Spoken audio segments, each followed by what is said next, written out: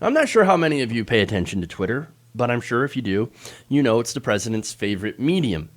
It's short, easy to read, great for inflating your ego, great but perfect for somebody like Donald Trump who can barely read past a page. He's not even a half-pager kind of guy. But as far as that goes, it's not really useful for anything else unless you're the president of the United States, who normally tweets dumb stuff at strange hours, much to the consternation of his staff, I can only imagine. But lately, people have been noticing that Trump, even though he does normally tweet stupid, ridiculous, erratic things, he's outdoing himself. Since he got back from Walter Reed Medical Center, since he quote-unquote beat coronavirus, which, by the way, he didn't, we still need to wait for another at least 5 days, according to his own doctors, to see whether or not he's out of the woods. And so we don't know if he's beaten coronavirus. Look, you've all seen the video where he was not looking good. He was not looking good at all. So that said, I talked about this, that early morning, all caps Twitter storm, where he randomly tweeted his accomplishments. I mean, just random, Space Force, vote. And he's just been going on a rampage. If you've ever checked out his Twitter feed, yes, it's normally insane, but it's even more insane. That's all I'm saying. Which, of course, had Don Jr. and Ivanka Trump and Jared Kushner getting a little concerned. I talked about that as well. We'll get into that a little bit more detail later. And then you also had the immediate order to end the stimulus talks 4 weeks before the election. So, oh boy. Now, let me give you that tweet. He said Nancy Pelosi is asking for $2.4 trillion, which is wrong. She's asking for 2.2. And to bail out poorly run, high-crime Democrat states, money that's in no way related to COVID-19. That's, again, not true. We made a very generous offer of $1.6 trillion. And as usual, she's not negotiating in good faith. I am rejecting and blah, blah, blah, blah. It goes on, right? So basically, he's ending any negotiations on coronavirus relief. Great. That's a smart thing to do. Hold the country and the stimulus hostage unless you win. Because that's also what he says. He's like, well, we're going to not have talks until I win the election. Oh, wonderful. That's a fantastic strategy. Blackmail will surely help you get those votes that you desperately need, Mr. Trump. Now, this came after a tweet regarding how there's actually little risk to overdoing the aid for the economy, which, again, is Jerome Powell, the Federal Reserve, strongly urges, and I'll get into that later, how, us to continue, and by us, I guess I mean, like, our government, to continue these talks on a stimulus bill. And he said, true. Well, okay, well, if it's true, then why are you saying we're not going to do any stimulus? I've ended the talks. Then later on, just a couple of hours, he said this. If I am sent a standalone bill for stimulus checks, $1,200, they will go out to our great people immediately. I'm ready to sign right now. Are you listening, Nancy? And then, of course, he tags a bunch of his staff members as well. He's out of control. I mean, conflicting messages more so than even before. It's amazing. And then, of course, like I said, to kind of, backtrack and really put this into, perspective of the timeline, he says no stimulus until we win.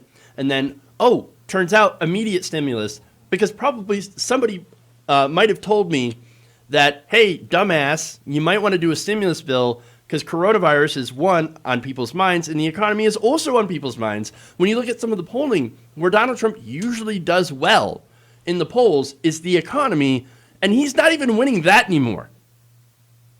And so somebody probably pulled him aside and said, dude, what are you doing? No, we need a stimulus. We need it now. Even Mnuchin's like, dude, stimulus. Look at the stock market.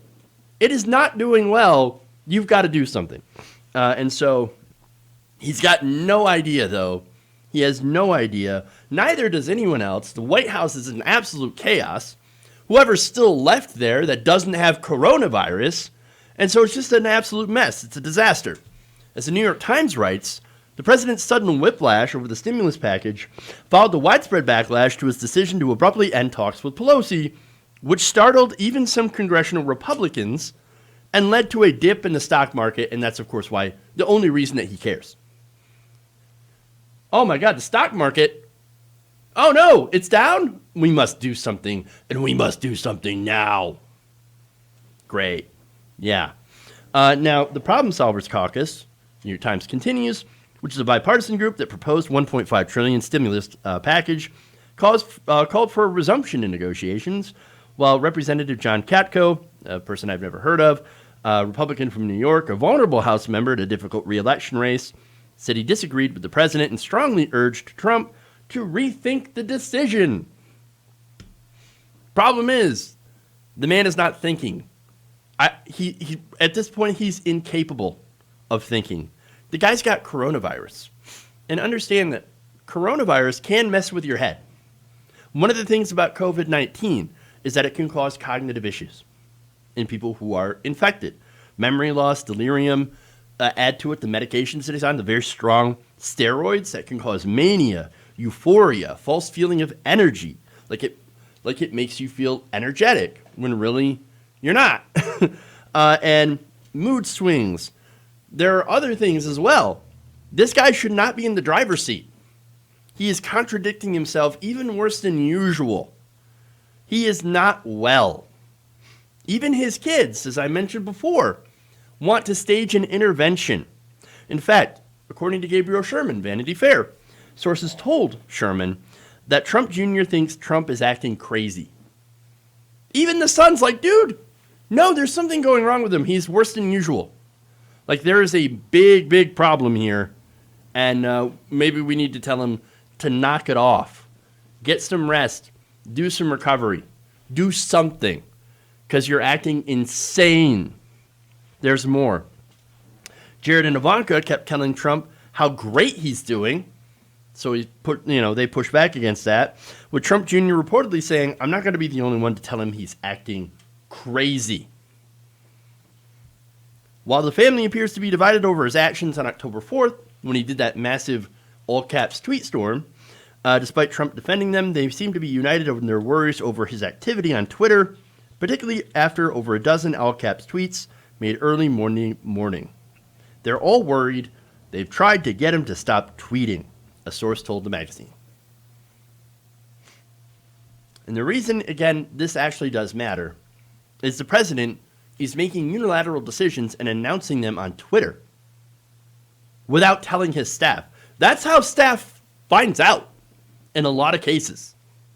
So, yeah, I mean, look, Twitter, I don't have enough Twitter followers, for one.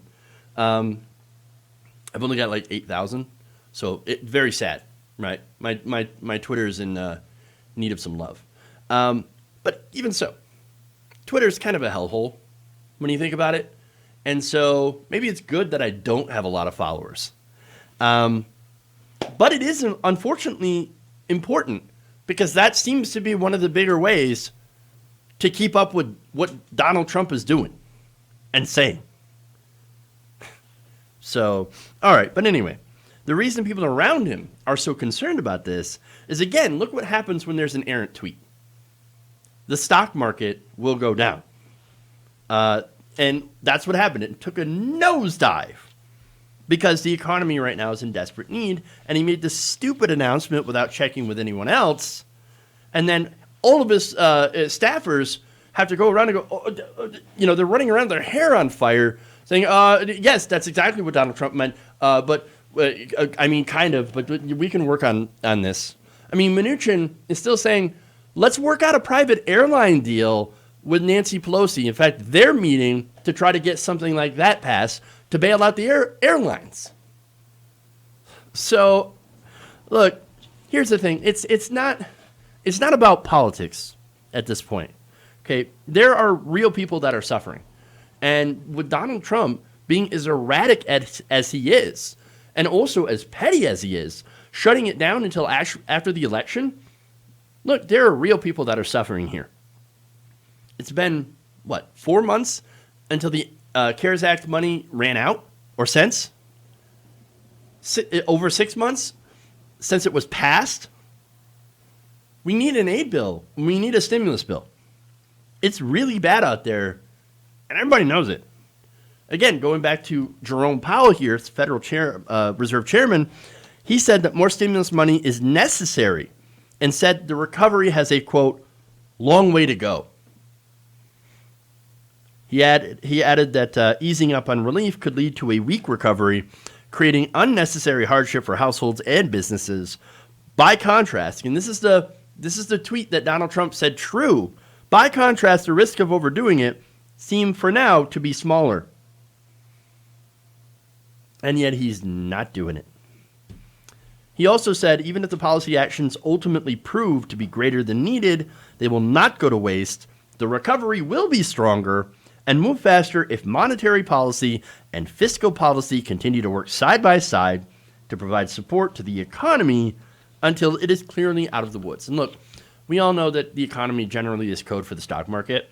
Even so, if you help the American people, that will also help the stock market. Now, it doesn't generally work in reverse. Helping the stock market doesn't really help regular people. But if you help regular people be able to pay their bills and then also do some spending, that creates consumer confidence, which does help the stock market. So the obvious thing is help the American people. Make sure that people have expanded unemployment benefits. Bring back the $600. Do a UBI. I know this isn't going to happen, but this is what I would want to do. $2,000 or $2,500 a month UBI. Yep, it just went up. Retroactive to the beginning of this pandemic. Guaranteed. All that additional consumer spending that will result from this will help the economy. And yes, will also help the stock market. Is that going to happen? I don't know. Look, right now, it is a disaster. All I know is that things are going to keep getting worse unless we actually address the issue. Right now, nearly half of all Americans are at risk of having their utilities shut off. And millions right now face homelessness. Over 20 million. And while this is happening, Donald Trump's out there tweeting ridiculous stuff like this. Now the radical left Democrats got caught cold in the non-friendly transfer of government. In fact, they spied on my campaign and went for a coup. We are entitled to ask the voters for 4 more. No, you're not. Please remember this when you vote. That's the kind of stuff that he's out there talking about. That's the stuff that's on his mind. All about him, not about the American people. You should probably ask yourself, as a voter, how are you doing during this crisis? Are you better off now than you were 4 years ago? And some people might say, sure, absolutely. Well, good for you. But there's a lot of people that aren't. Millions of Americans.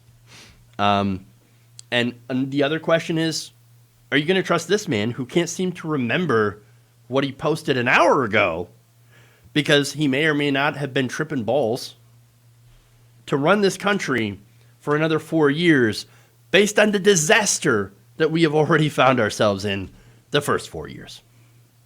If you enjoyed this video, please give us a like and share with your friends. You can subscribe and help out the channel by becoming a patron. It's patreon.com/Jeff Waldorf, or you can become a channel member as well by hitting the join button below.